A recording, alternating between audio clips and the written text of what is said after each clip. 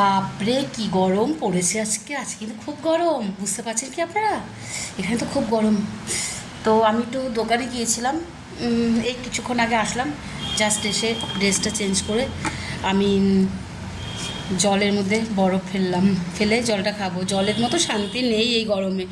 মানে আমি জল খাওয়ার পর মনে হচ্ছে যেন শান্তি, আর কিছু দরকার নেই। আর কালকে শুনুন কি হয়েছে। সারা জীবন আমাকে সবাই বোকা বানায়। বোকা আমি, বলে না যার নয় হয় না তার নব্বইতেও হয় না, আমি মনে হয় তাই। এবার কি হয়েছে, কালকে আমি বাজারে গিয়েছিলাম, জামরুলটা দেখে ভালো লাগলো। তো আমার হাতে অনেক জিনিস ছিল বলে আমি হাত দিয়ে ধরে দেখতে পারিনি। তো কী করেছে, জামরুলটা খুব সুন্দর, দেখুন দেখতে কি ভালো লাগছে। বলে না দেখতে সুন্দর হলেই যে, মানে দেখতে সুন্দর না, ওপরটা সুন্দর হলে যে ভেতরটা সুন্দর হয় একদমই কিন্তু ঠিক নেই, সবাই যাবেনই না। এই জন্যই বলছি, ওকেই বলেছে বেশি আমাকে 500 মতো জামরুল দাও।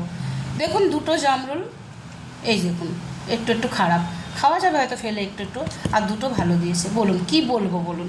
এরকমই বোকা হই আমি সব সময়, সবাই। আর খুব সহজে মানুষকে না বিশ্বাস করে ফেলি, এটাই হয়েছে আমার সবচেয়ে বড় দোষ। তো যাই হোক, আমি জাস্ট এসে ভাত বসালাম, আমার ভাত হয়ে গেলে আজকে আমার একাদশীর পরের দিন দ্বাদশী, ওই জন্য একটু কালকে কিনেছিলাম খাবো বলে খাওয়া হয়নি। তো আজকে দুপুরবেলা খাবো। তো সবাই ভালো থাকবেন, সুস্থ থাকবেন, আবার চলে আসবে। আমাকে কিন্তু এভাবে সহ্য করতে হবে সবাইকে।